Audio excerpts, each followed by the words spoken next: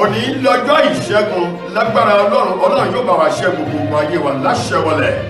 ìròyìn fẹlifẹli ló dé sí ojú amóhùnmáwòrán yín láti ìkànnì ayélujára Feli-feli TV. lónìí ti ṣe ọjọ́ ìṣẹ́gun ọjọ́ Tuesday ọjọ́ 22 nínú oṣù kẹjọ ọdún 2023. Fúnmi Adénúgà ni oníròyìn. Síwájú kẹ́ tó gbọ́ ìròyìn ọ̀hún ẹ jẹ́ ká dé òkè lọ́hùn-ún à ń padà bọ̀.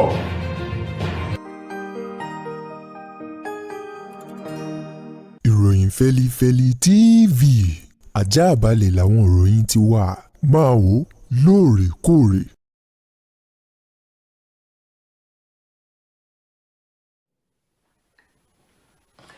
Ẹ káàbọ̀ padà, ìròyìn Feli-feli ọ̀hún rèé lẹ́kùnrẹ́rẹ́.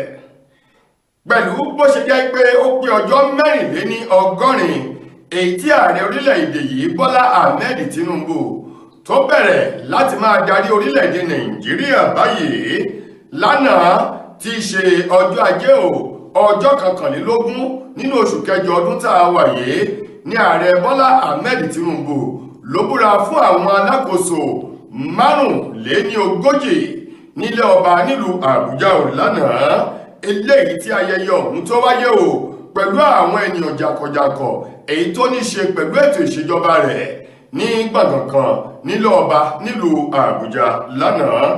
Nínú ọ̀rọ̀ eléyìí tí ààrẹ Bọ́lá Ahmed Tinubu èyí tó sọ sétí gbọ́ àwọn alákòóso 45 ọ̀hún ni wípé kí wọ́n dákun dábọ̀ kí wọ́n mú iṣẹ́ ọ̀hún lọ́kùnkúndùn, bákan náà kí wọ́n má fi iṣẹ́ ọ̀hún ṣe tara ẹni nìkan bámúbámú ni mo yóò mi ò mọ̀ bébí pọmẹ nìkan kan wípé bóyá ìpínlẹ̀ ibi tí wọ́n ti wá nìkan ni wọn yóò ṣiṣẹ́ sí tàbí ẹkùn ibi tí wọ́n ti jáde nìkan ni wọn yóò ṣiṣẹ́ sí ó ní bí kò ṣe wípé iṣẹ́ ọ̀hún iṣẹ́ orílẹ̀-èdè Nàìjíríà lápapọ̀ ni ó ní kí àwọn alákòóso náà kí wọ́n fi ọwọ́ sowọ́pọ̀ kí wọ́n ṣiṣẹ́ kí ọwọ́ wọn kó kan wọ́n fún ìdàgbàsókè ìlọsíwájú orílẹ̀-èdè Nàìjíríà kí ètò ìṣèjọba ọ̀hún kó lè múnádóko àti wípé ìrètí àwọn ọmọ orílẹ̀-èdè yìí nínú ètò ìṣèjọba ọ̀hún kó má bàa já sí kólóbó tí òfò.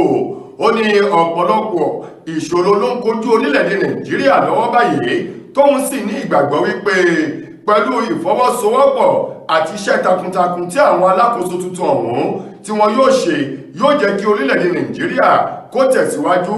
Lákòótán nínú ọ̀rọ̀ Bọ́lá Ahmed Tinubu ó ní ìdúró sí ìbẹ̀rọ̀ sí fẹ́ni yóò gbọ́dọ̀ mì. Ó ní bá a bá ti débi iṣẹ́ ṣíṣe là á ṣe ó ní ní gẹ́rẹ́ tó ń búra fún wọn báyìí kí àwọn alákòóso náà kí wọ́n bẹ̀rẹ̀ iṣẹ́ nítorí wàrà ṣíṣà láì dára dádúró.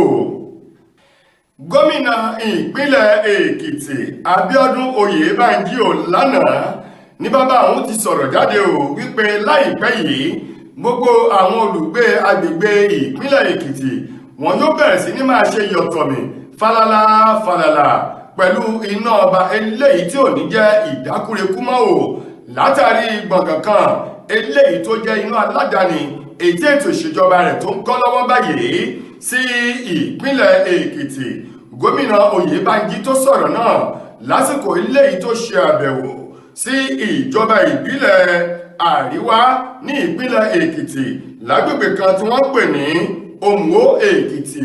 Níbẹ̀ ni Oyebanji ti ń sọ wípé àkànṣe iṣẹ́ eléyìí tó ń lọ lórí iná aládàáni ètò ìṣèjọba rẹ̀ tó ń fẹ́ ṣe láti fi pèsè iná eléyìí tí ò ní máa dákúrekú mọ́ fún àwọn olùgbé ìpínlẹ̀ Èkìtì ó ló ti wà ní ìdá 90 nínú 100 báyìí 90%, èyí tó jẹ́ wípé nínú oṣù kẹsàn-án eléyìí tí à ń wò lọ́ọ̀kan yìí ohun gbogbo yóò di píparí lórí àkànṣe náà bá àwọn èyí tí wọ́n ṣe lọ́wọ́ èyí tó tó 3.5 megawatts, èyí tó jẹ́ wípé gbogbo agbègbè Adó Èkìtì tó fi mọ́ ọ́fíìsì èyí tó jẹ́ ti ìjọba ti gómìnà àti àwọn ilé ẹ̀kọ́ gíga gbogbo èyí tó wà ní Adó Èkìtì àti àwọn agbègbè rẹ̀ ni ó máa jẹ àǹfààní iná ọ̀hún.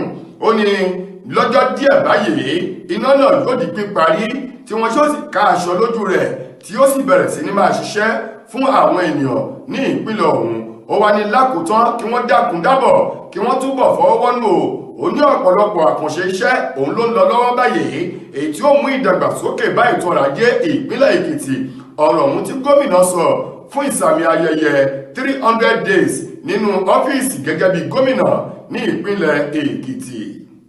Ṣé Yorùbá bọ̀ wọ́n ní ọmọ tá ò bá tọ́ òun ló ń gbélé tá a kọ́tà, àti wípé àti kékeré ń báyìí ló yẹ ká ti máa pẹ̀ka ìrókò tó bá dàgbà tán kó má dùn tí ó máa bẹgbọ tí ó máa gba ètùtù lọ́wọ́ ẹni. Ọmọ ọdún 16 kan rèé, ọmọ léjeléje ọkùnrin eléyìí tọ́wọ́ àwọn àjọ Àmọ̀tẹ́kùn ẹ̀ka ti ìpínlẹ̀ Ondo tó rọ́wọ́ tó.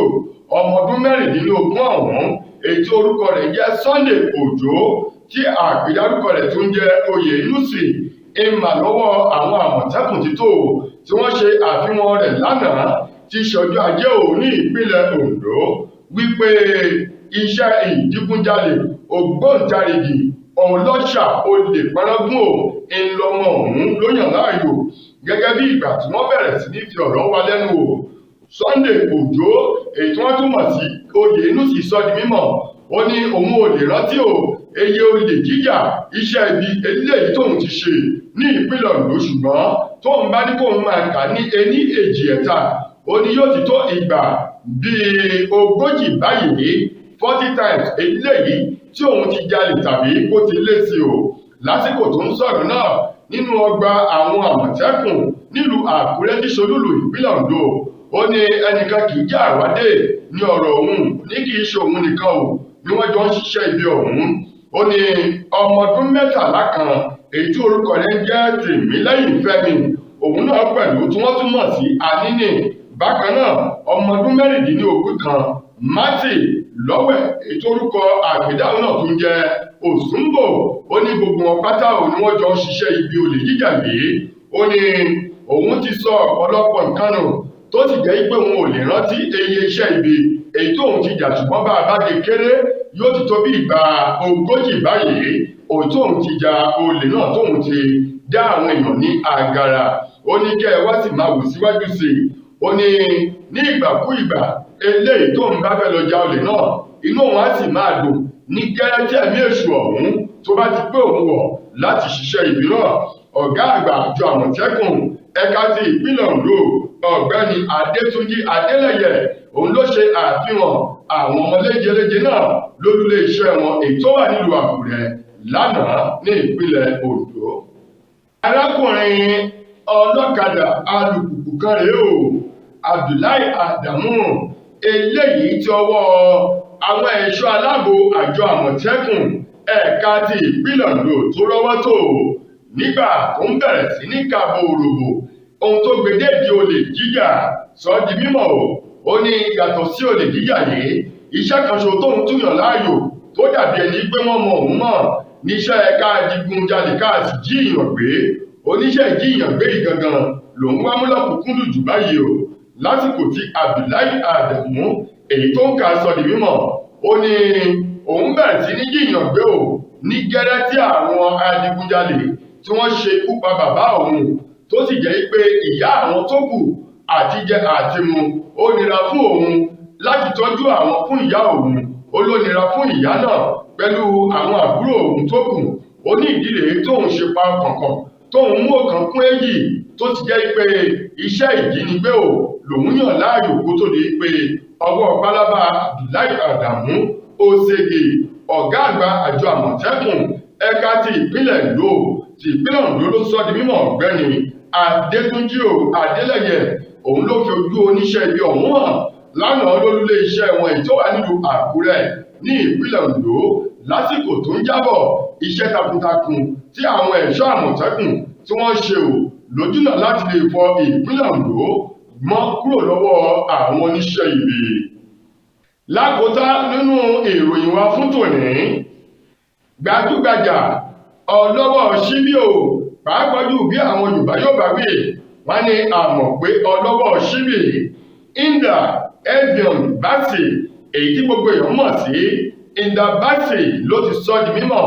Ó ní ìgbà 5 ọ̀tọ̀ọ̀tọ̀ lòun ti gbìyànjú láti kópa nínú eré alágbéléwò tó jẹ́ eléyìí tí wọ́n máa ń wá ní ẹ̀ẹ̀kan lọ́dún tá a mọ̀ sí Big Brother Naija tó sì jẹ́ pé nínú ìgbáradì 5 ọ̀hún ni wọ́n ti já òun kulẹ̀.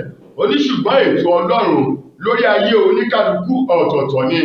Ó ní ọ̀nà tí Ọlọ́run tó fẹ́ gbà láti mú ògo òun bú jáde, ó ní ọ̀nà tó yàtọ̀ sí ibi tóun fojú sí ni. Ìdàbásì tó sọ̀rọ̀ náà, ó ní òun gbà lérò láti kópa nínú Big Brother Naija lójúnà láti lè fi ẹ̀bùn ọwọ́ ṣíbí ìsebẹ̀ eléyìí tóun mọ̀ nípa rẹ̀ láti fi hàn nínú eré ọ̀hún, tó sì jẹ́ wípé láti bẹ̀rẹ̀ ó ṣeé ṣe kí ògo òun òkìkí òun kó búrẹ́kẹ́ sí gbogbo ayé láláìmọ̀ wípé ògo àgbáyé eléyìí tóun ó tún gba àmì ẹ̀yẹ fún ni.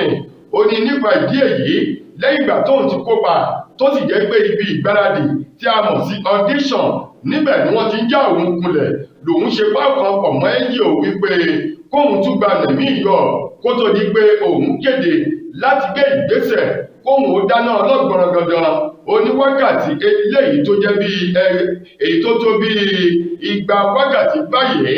Ó ní níbẹ̀ lòun ti bẹ̀rẹ̀ sí nímọ̀ wípé lótìtọ́ àti lódodo Ọlọ́run ní ètò tó dáa fún òun.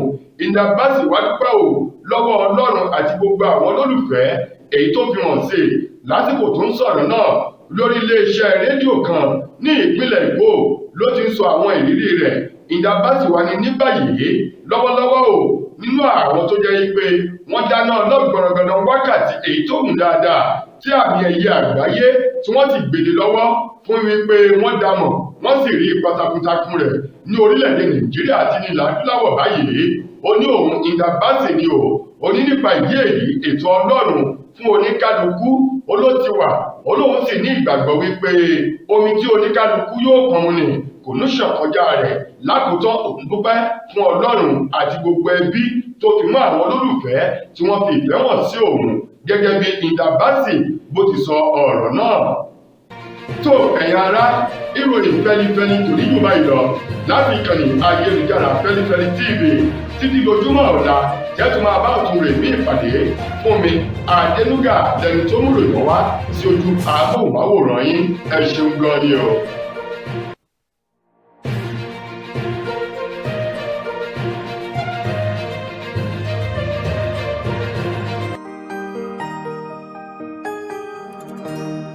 Ìròyìn Feli-feli TV, àjààbálẹ̀ làwọn ìròyìn ti wà.